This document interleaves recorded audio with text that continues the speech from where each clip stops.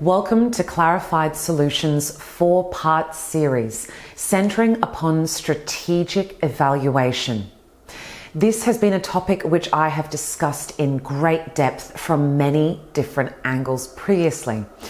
However, what I'm going to do today is I'm going to frame this particular conversation in the SWOT analysis style of evaluation. So, as you're aware, evaluations are not something that need to be solely used as a tool at the end of a project, but can be used at various intervals throughout and even prior to completing a project to ensure that it's the highest value opportunity to be taken advantage of in that particular time. So, I'm going to start with a conversation around strengths. Strengths. So what comes to mind with that particular word is, of course, a whole range of positive associations. Now, strengths can actually very quickly become weaknesses as well. Through the work that I do with the very broad range of stakeholders that I work with across about 12 industries, I've noted, for example, that soft skills, unfortunately, can sometimes give rise to weaknesses. The reason being a particular impatience to understand the core of the complex issue or an inability to really try to synthesize large amounts of information. So, for example, a strength may be communication skills, listening and also speaking.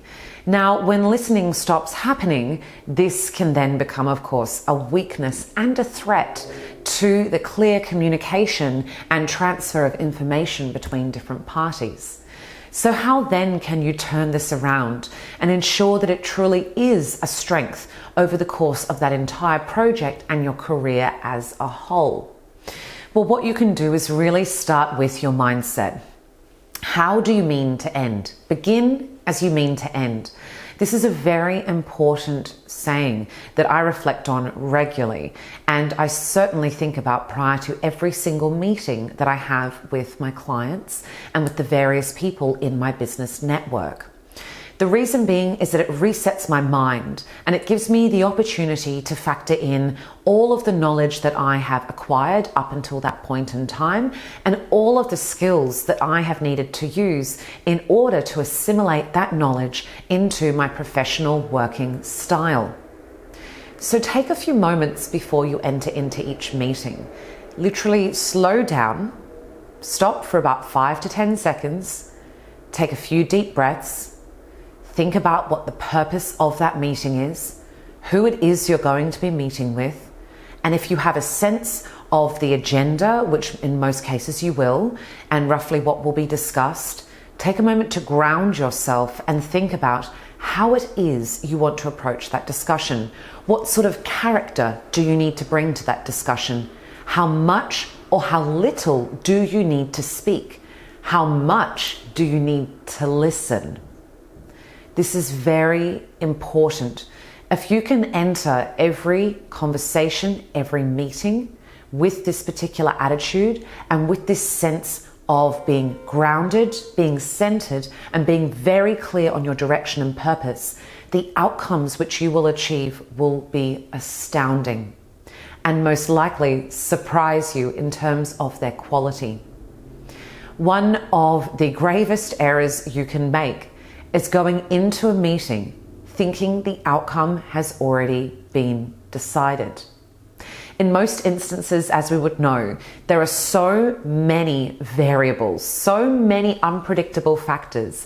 It can be anything from the people that are in the room with you in that meeting haven't slept well the night before, or may have been in back-to-back meetings and therefore their mind themselves is a little scattered and they're not quite sure of the real purpose of that meeting or what role they have to play in that discussion. These are factors that are outside of your control, and you'll need to very swiftly compute and then decide how to respond when entering that meeting.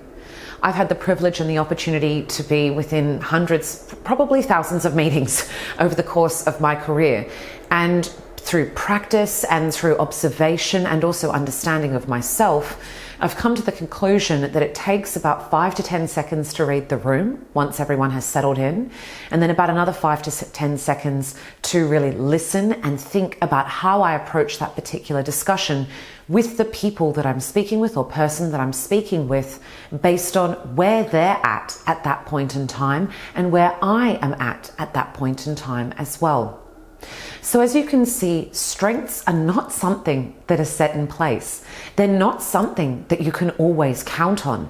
They're something that allow you to adapt to a situation and really present what is most valuable at that point in time. That's what strengths are.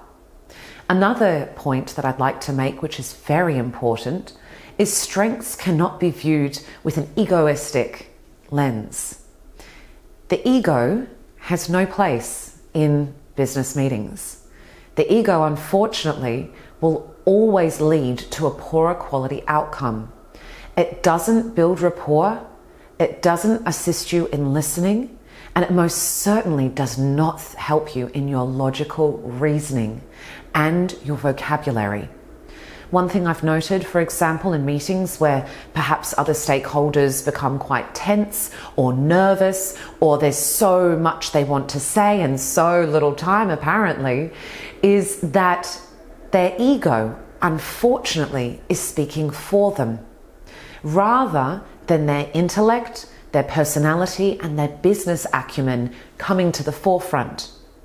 Your ego, or my ego, anyone's ego, is unfortunately not a very intelligent creature from a logical perspective. However, like everything, it's how you frame it. Egos can be very, very useful if you understand what they are there to do. An ego is there to protect you. So when you feel yourself moving into that space of needing to control the outcome or become defensive or display these sorts of qualities and more, when you're sitting in your ego, take a moment to pause and recognize that and realize that there's a reason why your ego has come through. What are you trying to protect? What interests are not being heard? What is happening in that situation? Is that your default response for your ego to kick into place? Or is it something that genuinely you need to respond to because there is a real threat within that conversation? Now, by threat, I mean not a, hopefully, physical threat, but more so a threat to the integrity of the project, or the quality of the conversation, or the quality of the business relationship, whatever that perceived or real threat may be. So recognize that ego and thank it for really illuminating you and helping you understand that not every business interaction is one that is necessarily mutually beneficial. Of course they can be. And of course, with connected, intelligent, and thoughtful discussions can be turned around in 9 out of 10 instances. So think about that ego and allow that ego itself to be a tool that you use within your business communications. So I'd like you to take a moment to ponder, what are your strengths? How can these strengths be flipped around? How can these strengths become your weaknesses? And how can you ensure that they don't? This is a topic, as you can tell, that as deep as it is broad. I could talk on this for hours. However, by virtue of a conversation that is simply a look into and dipping a toe into this particular topic, this is, of course, an appropriate length for this discussion. I would be really interested to hear your comments below. Everyone has thought about this particular topic at some point or many points in their career. As a leader within your business, perhaps within your community, within your family, within whichever spaces that you sit within, you always will come to a point where you must question what value, what strengths do you bring to those interactions? Do you bring to those activities? And how is it incumbent upon yourself to develop those skills, to develop those opportunities for yourself and for others? As always, I wish you all the best and every success. Take care. Thank you for joining us to uplevel your business, skills, and knowledge. Click the links below and subscribe to the Clarified Solutions social media platforms to receive regular updates. Weekly resources will be provided along with gifts to assist you in your journey in upleveling your business expertise and confidence. We look forward to continuing to support you in your journey as you become the leaders and the business experts you wish to be.